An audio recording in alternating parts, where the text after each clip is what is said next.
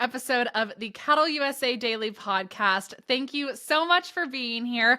I am excited for today's solo episode to talk to you guys a little bit more about 5 questions that I wish more cattlemen, people within the cattle industry, producers, whoever it may be, would be asking themselves more often. This is definitely coming from more of my business coaching mindset, from my perspective of someone who is really focused on making operations better, growing yourselves, and getting pretty uncomfortable, because some of these questions, some of you might be like, well, duh. But then some of them are going to be like, nope, I don't want to think about that. That's a little uncomfortable, or pish posh.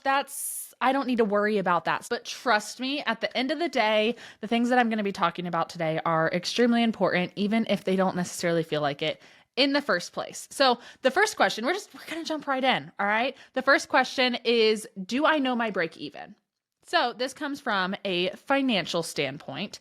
The markets are very volatile. We talk about this a lot. There is a lot of ebb and flow within the cattle industry, especially right now. And it is extremely, extremely important that we as producers are able to look at our finances and know what our bottom line is at the end of the day. Know what numbers we need to be reaching to hit that break-even point, and be able to actually track all of these things and not just guess, not just look at the bank account and be like, oh, we're good for this week. Oh, we're good for this month. Oh, we're getting by. We're good. But actually be able to look at it and be like, no, I know what my numbers are. I know where my money is going. I'm able to track all of this, and I have a plan for all of it, right? So that way you're able to look out, make a year-long forecast, and kind of have an idea of what bills are coming when, be able to track things properly. And you know what? Things like feed bills that you can pay quarterly or bi-yearly or yearly or whatever that may be, whatever partnership you have with your feed company. How do you adjust those so that they are coming at the right times when your income is coming in? All of that's like, what is your break even?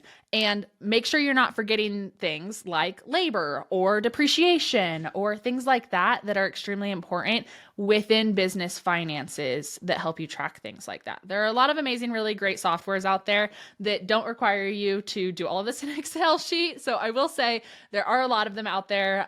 We partner with a few, but there are a few that are specific to ag. There's some outside of ag. Whatever works for you and your business, just find something. That way you can start tracking, start really telling your money where it's going, what it's doing, all of the things like that, and actually be able to have a good grasp on things and know what your break even is. Because I think it's something that, from a business mindset, it's like, yeah, duh, but it's also one of those things that we don't talk about often enough. And a lot of cattlemen didn't go to business school, is the reality of it as well. So understanding your break even, or if you have an accountant or someone that handles all of your finances for you, asking them what that is for your operation. If you have someone else handling the finances and that's not your job, then asking what that is and making sure that you guys are staying aligned on that. The next one is, am I building relationships that strengthen my operation?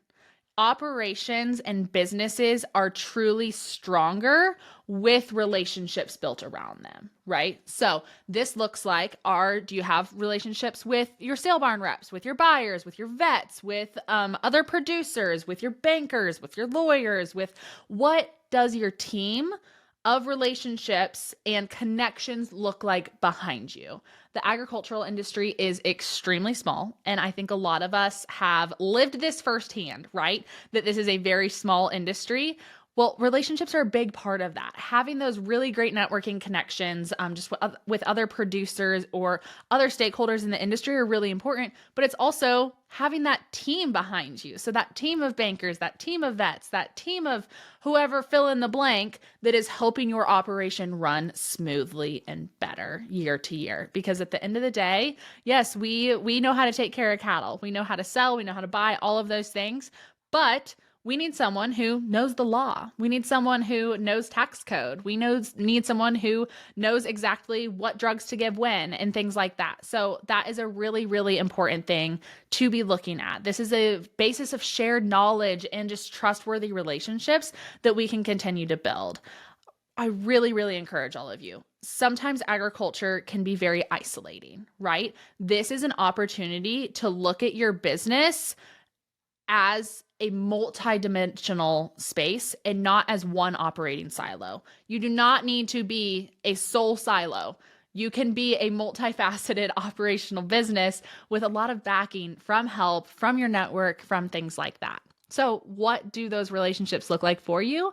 And what areas do you need to be building them in, right? So look at those areas. Maybe you're great in the relationships with other producers, but you're kind of lacking in a relationship with a tax person, or you have a tax person right now, but you only talk to them once a year, right? Where can I build these relationships? Where can I get that 1% better? Number 3, what do I want this operation to look like in 5 years?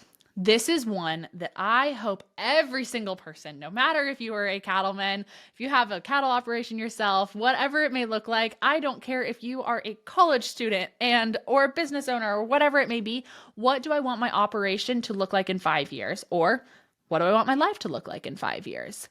This goes into long-term versus short-term vision planning, right?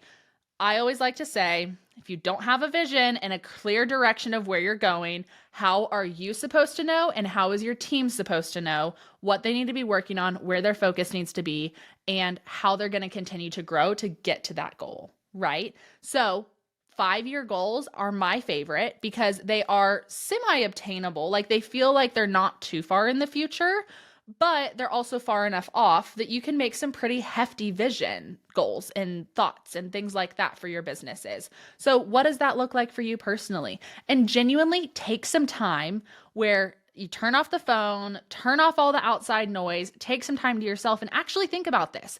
Do you want to be in the operating seat in 5 years? If not, what does that look like for you? Are you hiring on more people? Are you bringing in the next generation? Is this an operation that you want to pass on? That's another really important question to ask, because if it is, and in 5 years, like, what do you want that to look like? How are we going to continue to grow our businesses, grow our stance in agriculture and everything like that to continue to be sustainable, scalable, and be able to be passed on to that next generation, whether it be a familial succession plan or outside of the family succession plan, right? It's extremely, extremely important that we look into the future and not be so short-term focused. Your goals are extremely important. Yes, they're very vital to businesses and operations, but looking at that 5-year goal and having something to reach for is just as equally important, because unfortunately, so often people don't have that something to reach for and they stay stuck in the exact same cycle that they've been doing year after year after year. And you know what? All of our lives are going to look different in 5 years. That's just the reality of life. But do you want to have control over where that is going and say, or do you want this to just be a cycle that you get continuously stuck on? I really hope that your answer is that you want to have control over that and that you want to look at your vision and the future of your operation and be striving towards something bigger and better for you and your family. Number 4, am I staying current with industry shifts? This one's a hard one for some people. The industry is always changing, always evolving. And in this day and age that we live in, it's evolving very quickly, which is a blessing and a curse sometimes. I absolutely understand that. But is your operation still stuck in 2010? Or are you living in 2025? Are you implementing things like tech? Whatever that looks like for your operation, that looks different for everyone. So just tech, what tech are you implementing? Are you implementing ideas like traceability? Are you looking at consumer expectations of what consumers are wanting out of agriculture? Are you staying up to date on policy? Another really important thing that I've talked about a lot and kind of hound you guys about pretty often. Every single one of those things changes extremely fast. And it is extremely important that we as producers stay in touch and in tune with all of those things that are going on within the industry, affecting the industry, whatever it may be.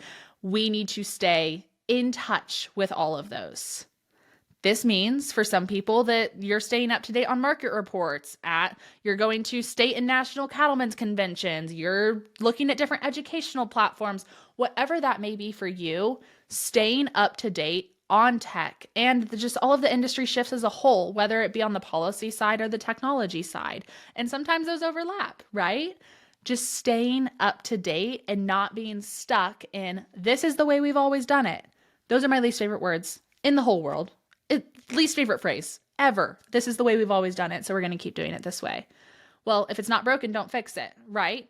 I see some justice behind that, right? But also, is there a way that we can continue to be more sustainable and better for not only our lives as agriculturalists, but also just the future of agriculture as a whole, right?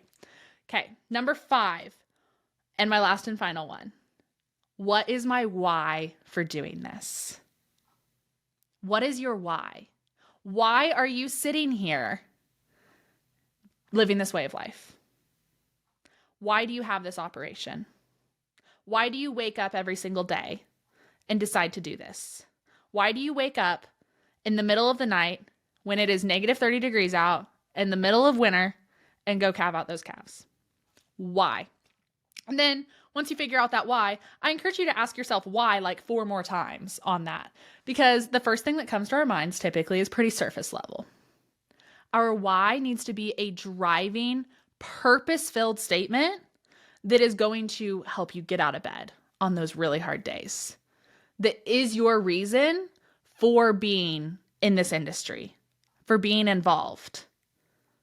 So when you get that first gut instinct surface level why of why you're doing this, maybe your first answer is I want to provide a sustainable future for the world through agriculture. I have a passion and drive for this, yada, yada, yada.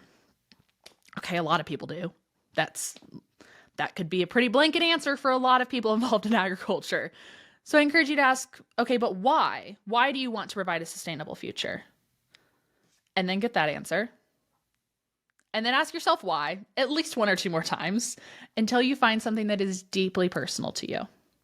Deeply, deeply personal to you. Whether it is family focused, feeding people, leaving a legacy, a strong why helps you weather these really hard seasons that we go through. And I also want to encourage you on your why. It is okay if your why changes over time. My why looks very different now than it did 5 years ago. And that's okay. Your why is going to continue to change and it's going to evolve as time goes on. So this is something I want people to reevaluate time and time and time again. But building and developing a why may seem woo-woo to a lot of you. I get that. I absolutely do. First time I heard this, I was like, why is that going to help me? It goes back to vision. It goes back to that first thing that we talked about of having vision for your operations. And a why helps keep you grounded. It helps keep you grounded in what legacy you want to leave and why you are doing this, why you are showing up every single day, and why you want to continue to make your operation better. I hope that these 5 things that we went over today helped at least spark some good thought processes for y'all, right? At least maybe get those wheels turning a little bit, start thinking about how these apply to your life, how these apply to your operation.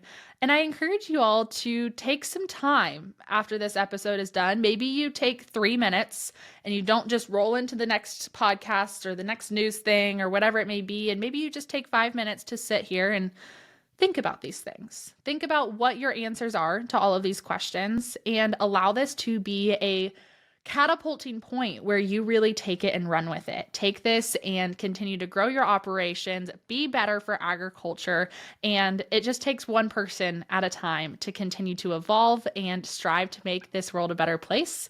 And all of a sudden, a lot of people are falling in line with that too. So it just takes one, and I encourage all of you to take some time to do that for yourself. And if you enjoyed today's podcast episode, please like, subscribe, rate, review, do all of the things. We really appreciate it here at the team. And we will see you all tomorrow on another episode of the CattleUSA Daily Podcast. I hope you guys have a great rest of your day, and we'll talk soon.